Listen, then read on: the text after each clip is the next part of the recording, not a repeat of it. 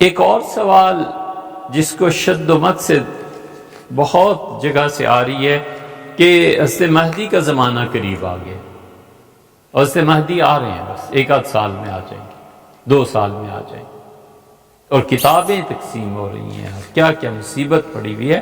ہم نے کئی مرتبہ عرض کیا کہ مسئلہ کیا ہے، امام مہدی آئیں یا نہ آئیں، ہمارا اس سے کیا تعلق ہے؟ ہمارا عقیدہ ہے یقیناً وہ آئیں گے، ہم اہل سنہ میں سے، ہمارے نزدیک سیدنا مہدی رضی اللہ عنہ علیہ السلام کا آنا برحق ہے، یہ ہمارے عقیدے کا حصہ ہے، اور جس شخص کا یہ عقیدہ نہیں ہے حضرت مہدی کے متعلق، ہم اسے گمراہ جانتے ہیں۔ ہمارے فقہا نے تو کفر تک کا فتویٰ دیا ہے، وہ کہتے ہیں کہ حدیث کے تواتر کا انکار ہے۔ تواتر جو ہوتا ہے وہ 4 طرح سے ہوتا ہے، انور شاہ صاحب رحمۃ اللہ علیہ نے 4 قسمیں لکھی، اسے پڑھ لینا چاہیے حضرت انور شاہ صاحب رحمۃ اللہ علیہ کے ہاں۔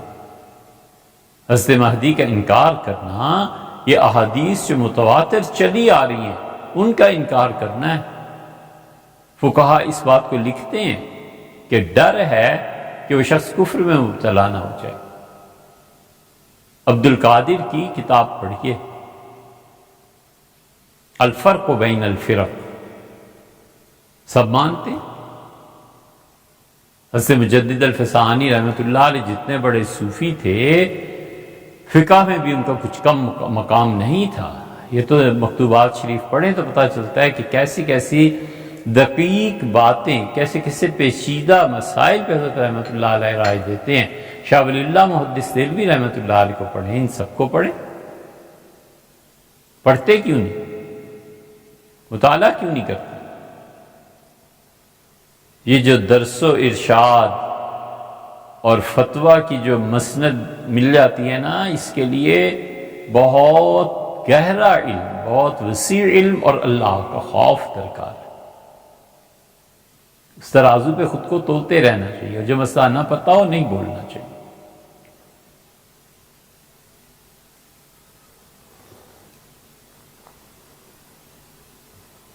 ہمارا ایمان ہے، لیکن مسئلہ کیا ہے؟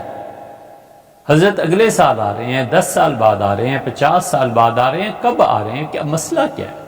جب بھی آئیں، ہمیں اپنا کام کرنا چاہیے، ہمیں اپنے ادارے بنانے چاہیے۔ عالم اسلام پہ جو کڑا وقت آیا ہوا ہے، اس کا ہمیں سوچنا چاہیے۔ سیدنا مسیح علیہ السلام بھی آئیں گے، اب ان کے انتظار میں کام چھوڑ دیں، ان کے انتظار میں باطل کو باطل نہ کہیں، حق کو حق نہ کہیں۔ اقامت دین کے لیے، اقامت حق کے لیے ہم بولیں بھی نہیں، دل میں برا بھی نہ مانیں کہ ٹھیک ہے اب حضرت مہدی اور عیسیٰ علیہ السلام آئیں گے تو اللہ کو کیا جواب دینا؟ آئیں گے، یقیناً آئیں گے، ہمارا ایمان اور عقیدہ ہے، مگر اس سے بحث کیا ہے کہ سالوں کا تعین کر؟ ایسے نہیں ہے میرے بھیا۔ اسپین جب غرق ہو رہا تھا نا، تو اس وقت اسپین کے صوفیہ گلیوں میں جا جا کر دیکھتے تھے کہ حضرت مہدی آ رہے ہیں، کوئی نہیں آئے۔ حضور اقدس صلی اللہ علیہ وسلم نے حضرت مہدی کے لیے جو علامات بتائی ہیں وہ اب تک پوری نہیں ہوئی۔ آخر کس غرض سے اس بحث کو چڑھا جاتا ہے؟ حضرت تھانوی نور اللہ مرکزو کو پڑھ لیجیے۔ حضرت تھانوی رحمۃ اللہ علیہ نے خود فرمایا کہ میں اپنے پیر و مرشد حضرت حاجی امداد اللہ صاحب مہاجر مکی رحمۃ اللہ علیہ کے پاس بیٹھا ہوا تھا۔ اس وقت پورا عالم اسلام غلامی میں تھا، کہنے کو ہی صحیح، لیکن جس طرح سے اس وقت کفر کی طاقتیں غالب تھیں، اب وہ بظاہر صورتحال نہیں رہی، اور مسلمانوں کے کتنے ہی ممالک آزاد ہو گئے۔ اس وقت یہ آزادی بھی میسر نہیں تھی، تو لوگ اس تلاش میں تھے کہ حضرت مہدی آئیں، اور پورے عالم اسلام میں حضرت مہدی کی تلاش تھی کہ اب تو مسلمانوں کا بیڑا غرق ہو گیا، اب حضرت مہدی آ کے چھڑائیں گے۔ اس اثناء میں جو 2 بہت بڑے واقعات پیش آئے ہیں، وہ یہ کہ جن لوگوں کی حدیث پہ حضرت مہدی کے متعلق احادیث پہ نظر تھی، جب مرزا غلام احمد قادیانی نے دعویٰ کیا کہ میں مہدی ہوں، تو اہل حدیث حضرات کی اور دیوبندی حضرات کے بہت سے پڑھے لکھوں کا ادھر کو جھکاؤ ہو گیا اور مرزائی ہو گئے، مرتد ہو گئے۔ انہوں نے کہا بس حضرت مہدی تو اب آ گئے، اور غلام احمد قادیانی کو انہوں نے مانا، اور غلام احمد قادیانی نے جب مہدی ہونے کا دعویٰ کیا تو عالم اسلام کے حالات ہی ایسے تھے، لوگ اس کی تلاش میں تھے، لوگ اس گمراہی میں پڑ گئے۔ اور دوسری طرف حضرت تھانوی رحمۃ اللہ نے لکھا کہ یہ حال تھا کہ اس آدمی نے آ کے کہا، تو میں نے حضرت سے عرض کیا کہ میں حضرت مہدی سے کی خدمت میں حاضر ہوا ہوں، تو حضرت نے بہت خوشی سے اجازت دی۔ میں گیا تو مالکی مسلح پہ ایک آدمی بیٹھا ہوا تھا، تو میں ملا، تو میں نے اس سے پوچھا کہ آپ مہدی ہیں؟ تو انہوں نے کہا میں مہدی نہیں ہوں، مہدی کا نائب ہوں۔ یہ ہر زمانے میں ہوتا رہا،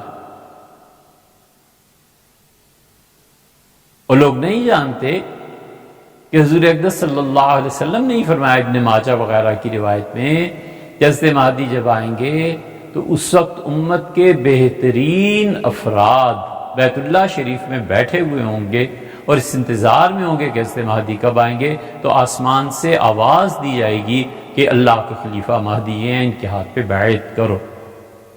تو جو امت کے سب سے اچھے لوگ ہیں ان کے سامنے حضرت مہدی طواف کریں، انہیں نہیں پتہ چل رہا، اور جھوٹ کوئی ایک گپ ہو تو بتائیں نا، جھوٹ پہ جھوٹ کہ ہمارے حضرت نے حضرت مہدی کو دیکھا ہے حرم میں، وہ 12 سال کے بچے تھے، نماز پڑھے تھے، ہمارے حضرت نے ان کا سایہ دیکھا۔ کہاں سے تمہارے حضرت نے پہچان لیا کہ وہ مہدی ہیں؟ وہ تو اپنے اس مقام پر، اور رسول اللہ صلی اللہ علیہ وسلم نے فرمایا ایک ہی رات میں مہدی کو اللہ اتنے بڑے مقامات سے گزارے گا کہ صبح ہوتے ہوتے وہ مہدی بن چکے ہوں۔ کس نے دیکھا ہے؟ کہاں دیکھا ہے؟ ذرا خدا کا خوف نہیں ہے، تمہیں جھوٹ بکتے ہو۔ حضرت رسالت پناہ صلی اللہ علیہ وسلم نے فرمایا عراق، اس پہ سینکشنز لگیں گی۔ جابر ابن عبداللہ رضی اللہ عنہ کی روایت آتی ہے، یہ ہم نے کئی جگہ بیان کیا ہے۔ اتنی بڑی بڑی باتیں جابر رضی اللہ عنہ خود سے نہیں کہہ سکتے، انہوں نے کہا عراق پہ پابندیاں لگیں گی۔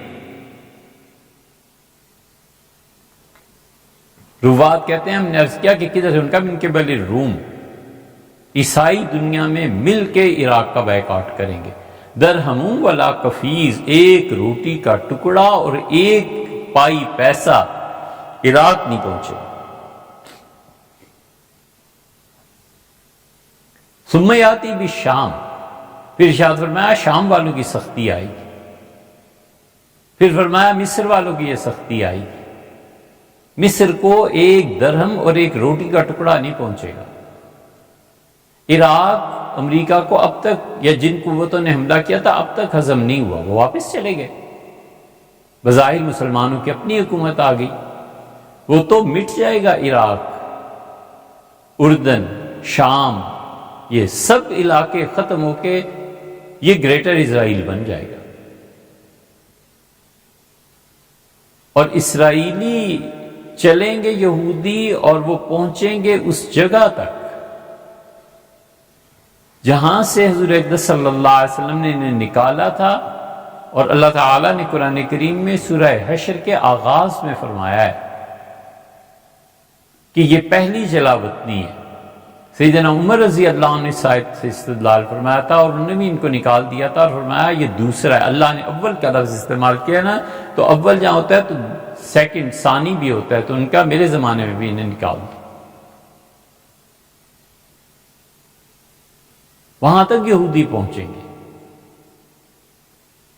اور رسول اللہ صلی اللہ علیہ وسلم نے 3 مرتبہ قسم کھا کے ہاتھ اٹھا کے کہا کہ جس دن یہ یروشلم آباد ہوگا میرا شہر برباد ہو جائے گا، جس دن یہ آباد ہوگا میرا شہر برباد ہو جائے گا۔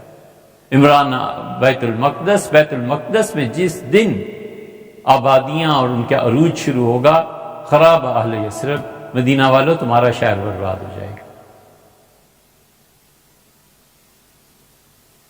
امریکہ نے اپنا سفارت خانہ وہاں منتقل کر دیا نا، آبادیاں آہستہ آہستہ شروع ہو رہی ہے۔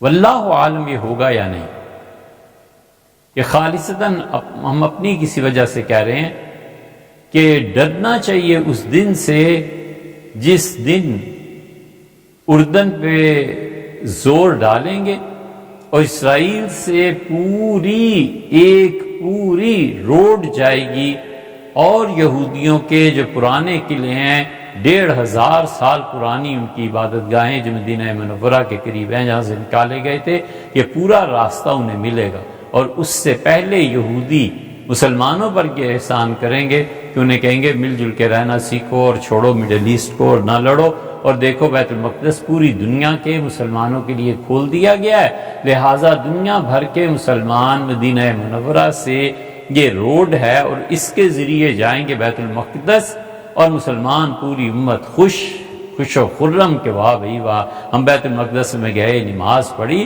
اور پھر ممکن ہے اس سے چند سال بعد ہو گئے جب تم آتے ہو تو ہم بھی آتے ہیں، وہاں پہنچیں گے۔ واللہ عالم یہ کب